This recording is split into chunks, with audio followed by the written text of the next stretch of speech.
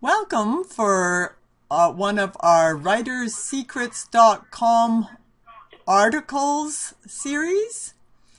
And today, for all of you that are wanting to write a complaint and just don't know quite how to do it, Dr. Lant has an article for us here for how to write a complaint and turn it into cash and profit.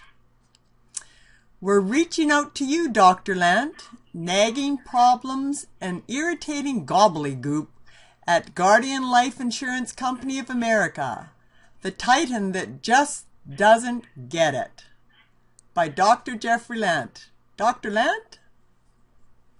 Well, I'm so thrilled today to be able to come before you folks and tell you something that you can use for the rest of your life, and I mean every single day.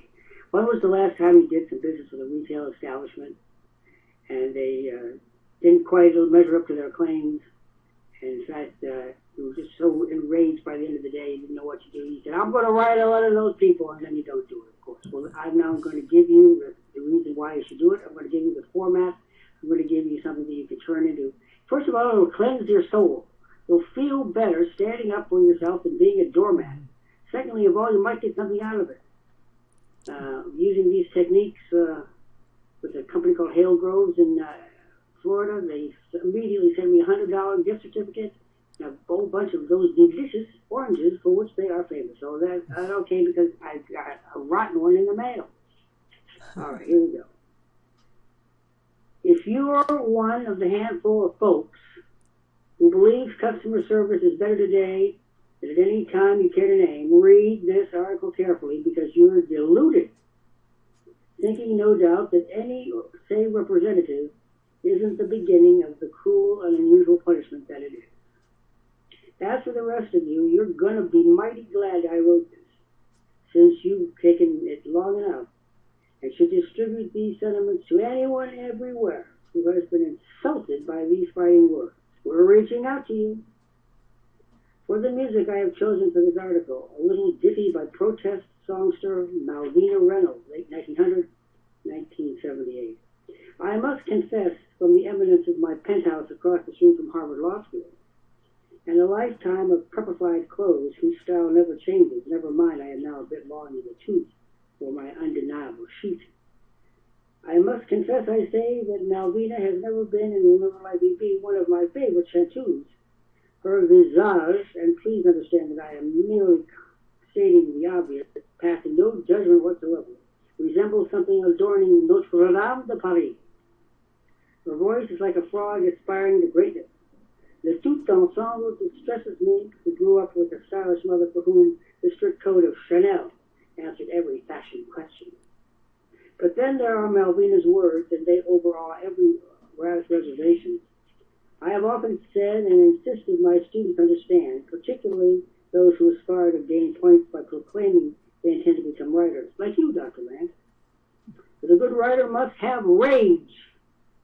For the only the forge of rage produces truth, the rarest commodity on earth. And the real reason our civilization is on death watch.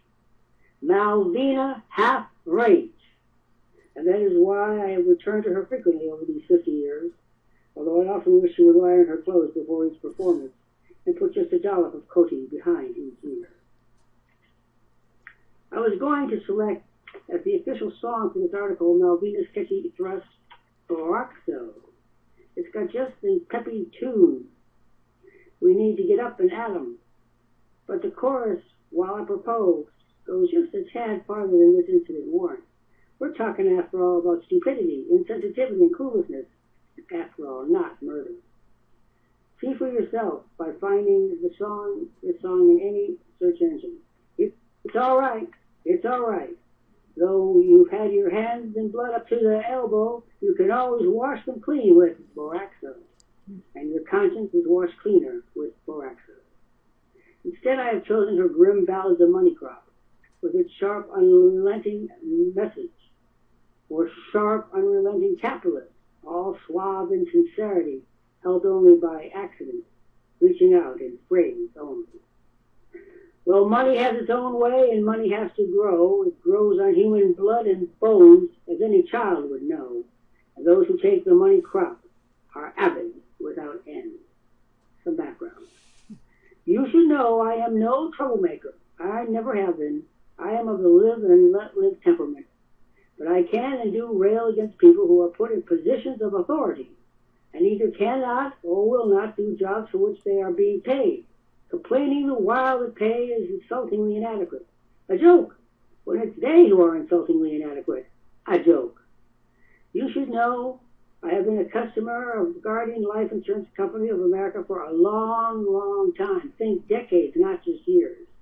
I am, if I may say so myself, an ideal customer. Conservative, no axes to grind, contacting them only when I have timely and appropriate business at hand. Being that I have no children, no wife, no former wives, no ball and chain or other obstacles to consider, I use GIAC as a slush fund for acquisitions for my art collection, where J.P. Morgan celebrated a quotation applies. If you have to ask, you can't afford it. On that basis, I have created a celebrated collection where I scatter my money with joy, exultation, and often breathless audacity and sang-froid. My policy at Guardian has been a help in achieving my lifetime objectives, until just the other day, when a passel of customer service representatives destroyed a relationship that had been good for all. Here are the facts, the truth, the whole truth, and nothing but the truth, Your Honor. I hope every employee at Guardian reads this and feels ashamed to know the good work of many is destroyed by the ineptitude of a few, still a few too many. If you have never borrowed money from an insurance company, you may not know that doing so is easy. You simply complete a short form, which you can these days download from the net, or call customer service to have the form mailed by post, fax, or email. Completion of the form should take 20 minutes or so, not more. This, I say, is the theory of the matter. But Guardian has manned its portals with people who have turned something straightforward and smooth into an exercise in bumble and muddle. Let's see how they did it. No, you don't need a medallion. I called GIAC when I was on hold for the regulation 15 to 20 minutes, so common in irritation, scarce bears mentioning. In due course, a representative responded and emailed me the necessary form. Everything was clear, maybe. I particularly noted the section that dealt with the medallion signature guarantee. Simply called the medallion, it is a special signature guarantee for the transfer of security. It is a guarantee by the transferring financial institution that the signature is genuine and that the financial institution accepts liability for any forgery. The form was clear that the sum to be transferred was not sufficient to require a medallion. Now, I am an old fox, wary and battle-scarred. Thus, I made a point of confirming, not just once either, that I did not require a medallion for this transaction. I was assured not just once either that I did not require a medallion. And so I popped the finished form in the mail. That should have concluded the matter, but of course, it didn't. I received a call from GIAC, later confirmed in writing, that the form I submitted had inadequate information. It needed a medallion! The reason given that my signature didn't match the signature of my last transaction. I would have to trek up to my bank and start all over again. Yes, I was beginning to smolder. Of course, things only got more and more disorganized, more and more provoking. They told me I'd filled out the wrong form altogether. Never mind, they provided the form in the first place. They said at my plea for any knowledgeable authority to intervene and expedite if the matter had been transported to management. You may imagine what I thought that would be, just another level of incompetence. And then the coup de grace. We're reaching out to you, Dr. Lant. Clearly, the low-level moppets handling what was no longer a simple matter of issuing a check had lost control of the situation, looked like fools, and acted like the Bank of Dogpatch. They needed help and didn't know how to get it. What's more, the more they bubbled, the more certain my next move had to be. I wanted a solution, and canceling my long-term account was now the rising option. Predictably, GIAC's elite team could offer nothing better than reaching out, infuriating because I needed the help. I needed it at once. I needed the certainty that working with a significant financial institution should provide. I got the Keystone Cops. Not good enough. Not merely good enough at all. And so I canceled my account. It should never have come to this. But because it did, and because incompetence in one department at least suggests the possibility of incompetence in another, I am not only sending this report to management, starting with the president of this gang that can't shoot straight, Deanna M. Mulligan.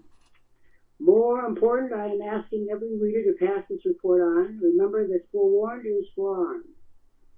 Finally, most important of all, I herewith invoke the indomitable Malvina Reynolds. The song is The Little Mouse, and it should constitute must listening amongst the high mucky mucks at 7 Hanover Square, Manhattan. A little mouse got into the wires at the Central Clearinghouse in Buenos Aires. One little mouse short-circuited the computers. So much for the electronic brains that run the world of banks and aeroplanes. And if one little mouse can set them all awry, why not you and I? Yes, you can sue or chew the wires through, thereby truly becoming a formidable mouse at war. Oh, we need you. Excellent article there, and that'll get people thinking, and maybe smarten up some of the people on the other end there that from the insurance company, that not to treat your customers lightly. If you're providing a service, make sure you're delivering. And a fine example. You know your own job. I mean, it's a very simple thing. Know thy own job. I wasn't asking them to know my job. I was asking them to go by information that they had in their hands, and they just couldn't get it. Yeah. And there you have it, folks, for writing complaints. A fine model so you can stand up for issues that are been bothering you and want a complaint and just never knew how.